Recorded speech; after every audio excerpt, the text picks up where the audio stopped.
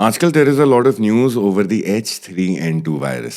News अपनी जगह है एंड मेडिसिन अपनी जगह है। नाम है actual H3N2 influenza A virus. Although although harmless, but ये वायरस कुछ केसेस में क्रिटिकली हार्म कर सकता है। Let's talk more and let's talk quickly. This is the doctor wash trains podcast. मेरा नाम है doctor Akash Sehgal. Let's dive इन।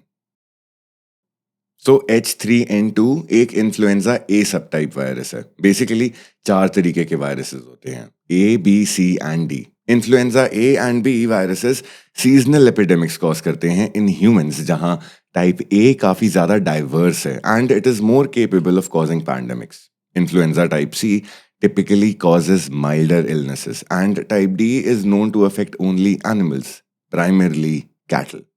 अब अब प्रॉब्लम ये है कि H3N2 के अंदर रैपिड म्यूटेशन होता है, जिसे हम कहते हैं एंटीजेनिक ड्रिफ्ट। मतलब हर साल इसका वायरल आरएनए थोड़ा सा चेंज हो जाता है और हमारा इम्यून सिस्टम कंफ्यूज। इसी वजह से एक साल की इम्यूनिटी अगले साल काम नहीं आती। इसीलिए ऑलमोस्ट हर साल नई फ्लू वैक्सीन डिजाइन करी जाती है two of course combat it all. Now symptoms की बात करें अगर, कि जब भी H3N2 बॉडी में एंट्री लेता है, ये सबसे पहले रेस्पिरेटरी एपिथेलियम को टारगेट करता है। मतलब आपका नाक, throat and then lungs. Virus के सेल्स हमारी बॉडी के सेल्स के सरफेस रिसेप्टर्स को बाइंड करते हैं, उनके अंदर घुस जाते हैं एंड उनको एक तरीके से अपना एक कॉपी मशीन बना लेते हैं। सिम्टम्स आने जरूरी भी हैं इस केस में, जैसे फीवर। फीवर सिस्टमिक टेम्परेचर को इंक्रीज करता है ताकि वायरस रेप्लिकेट ना कर सके। Then cough and sore throat, ये कॉज होते हैं लोकल इन्फ्लेमेशन से of the respiratory epithelium and साथ में म्यूकस के ओवर प्रोडक्शन से। Then number 3 we have got body ache and fatigue. ये होता है इन्फ्लामेटोरी केमिकल्स की वजह से। बेसिकली बॉडी में एक साइटोकाइन स्टॉर्म प्रोड्यूस होती है जो कि सिस्टमिक इन्फ्लेमेशन कॉज करती है एंड उस वजह से जॉइंट्स स्टिफ हो जाते हैं एंड मसल्स में क्रैम्प्स पड़ने लग जाते हैं। Then there are headaches and of course a runny nose. Now all viral infections have a typical timeline and so does the H3N2. Day 1 and 2 में हाई फीवर होगा, चिल्स होंगे, body ache रहेगा। Day 3 to 5 are of severe cough, nasal congestion and throat pain. Day 6 onwards fatigue settle in कर जाता है जो कभी कभी 2 हफ्ते तक रह सकता है। नाउ H3N2 के लिए ड्रॉपलेट एंड एरोसोल ट्रांसमिशन दोनों होती है। मतलब अगर कोई पेशेंट खांस रहा है या फिर बोल रहा है तो वायरस के पार्टिकल्स हवा में 6 फीट तक ट्रैवल कर सकते हैं। ट्रांसमिशन होता है नंबर 1 क्लोज कॉन्टैक्ट से, crowded buses, metros, classrooms, offices. Then contacted contact surfaces से, जैसे दरवाजे के हैंडल्स हो गए, फोन्स हो गए या फिर कीबोर्ड्स हो गए। एंड सबसे ज्यादा स्प्रेड इंक्यूबेशन के पहले 1-2 दिन में ही हो जाता होता है।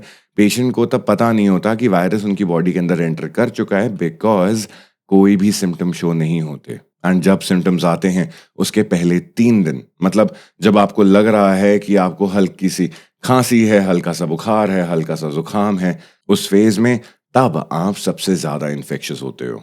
अब बात करते हैं हाई रिस्क ग्रुप्स की। सबसे पहले प्रेग्नेंट वुमेन, बिकॉज उनकी इम्यूनिटी नेचुरली सप्रेस हो चुकी होती है। Then we have got the elderly because of aged lungs and a weak immune response. Then children under 5 years of age because of an immature immune system. And then chronic conditions like diabetes, asthma, COPD and heart disease.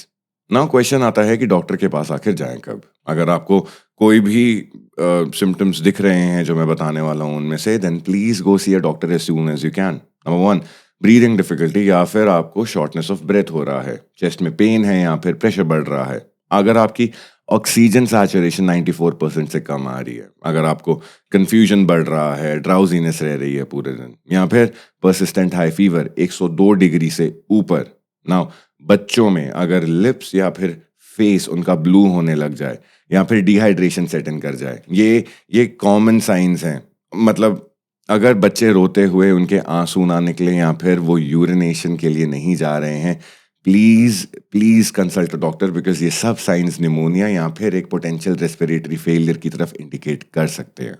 Now अब बात आती है कि इसको हम prevent कैसे करें। सबसे पहले एंड ऊपर आता है एक एनुअल फ्लू शॉट, जो कि सबसे इफेक्टिव प्रोटेक्शन का मैकेनिज्म है। WHO एंड ICMR दोनों इसे रेकमेंड करते हैं and to be honest with you all, इसे मैं भी रेकमेंड करता हूँ। एनेक्डोटल है ये, बट कोविड की फर्स्ट वेव से पहले I made sure to get a flu shot and I avoided the virus till almost the end of the third wave. Number 2, hand hygiene.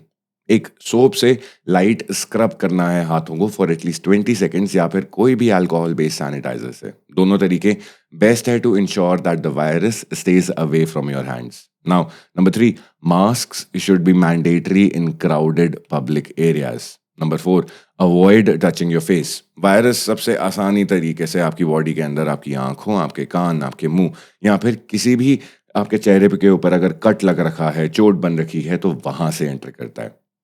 Then please fix your lifestyle. Sleep for at least 7 to 8 hours a day. Consume a protein-rich diet and vitamin D और zinc का intake optimum रखना बेहद ज़रूरी है। Now, treatment की जहाँ तक बात आती है, सिम्टोमेटिक रिलीफ के लिए पैरासीटामोल या फिर कोई भी NSAID for fever and body ache, and अगर आपको कंजेशन है then please have a lot of steam. Then we've got hydration and rest. ये बॉडी को फाइट करने का टाइम एंड स्ट्रेंथ दोनों देते होते हैं। अगर हम एंटीवायरल्स की बात करें तो वो सिर्फ सिवियर या फिर हाई रिस्क पेशेंट्स में ही देते हैं एंड बेस्ट रिजल्ट्स सिम्टम आने के फर्स्ट 48 आवर्स में शुरू करने पर मिलते होते हैं, but they need to be moderated, prescribed and had under the guidance of a doctor. Now hospitalization is important, especially when your doctor asks you to. Now, very importantly, please antibiotics का use मत कीजिए unless doctor confirm करे कि secondary bacterial infection भी है। Now H3N2 एक seasonal visitor है जो हर साल हमें अफेक्ट करता है। इसका बेस्ट डिफेंस है timely vaccination, strong immunity and hygiene. Symptoms को प्लीज इग्नोर मत कीजिए एंड कोई भी रेड फ्लैग अगर आपको दिखता है तो उसके लिए मेडिकल हेल्प लीजिए। आप खुद को एंड अपनी फैमिली की हेल्थ को प्रोटेक्ट कर सकते हैं सिर्फ कुछ छोटी हैबिट्स चेंज करके। This is the Dr. Wash Streams podcast. My name is Dr. Akash Sehgal, and thank you for making health a dinner table.